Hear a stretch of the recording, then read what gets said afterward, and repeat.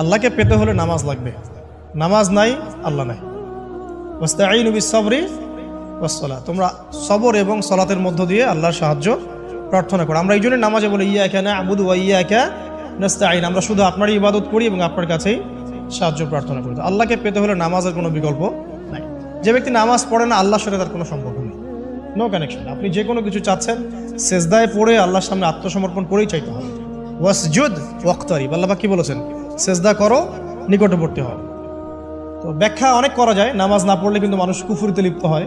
যে ব্যক্তি মান তারাকা সালাতান মুতাআম্মিদান ফাকাদ কাফারা, যে ব্যক্তি সালাতকে অস্বীকার করে, ফরজ নামাজকে অস্বীকার করে, সে ব্যক্তি কিন্তু কুফরিতে চলে যায়। ঠিক আছে। তারপরে বাইনা রাজুলি ওয়া বাইনা শিরকি ওয়াল কুফরি তারকুস সালাহ, একজন মুমিন বান্দা এবং অমুসলিমদের মধ্যে পার্থক্যই নামাজ। নামাজের বিষয়ে অনেক কথা আমি আগেও বলেছি, আপনারা শুনেছেন, অন্য আলেমদের কাছেও শুনেছেন। এক বাক্যে নামাজ না পড়লে ইসলামের রশিটা কেটে যাবে।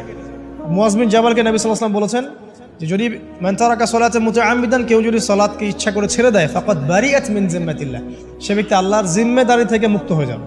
তার উপর আল্লাহর কোনো জিম্মাদারি নাই, আল্লাহর নিরাপত্তা জিম্মাদারি থেকে সে মুক্ত। তো ৫ ওয়াক্ত নামাজ আল্লাহ পাক আমাদের সবাইকে জামাতের সাথে পড়ার তৌফিক দান করুন।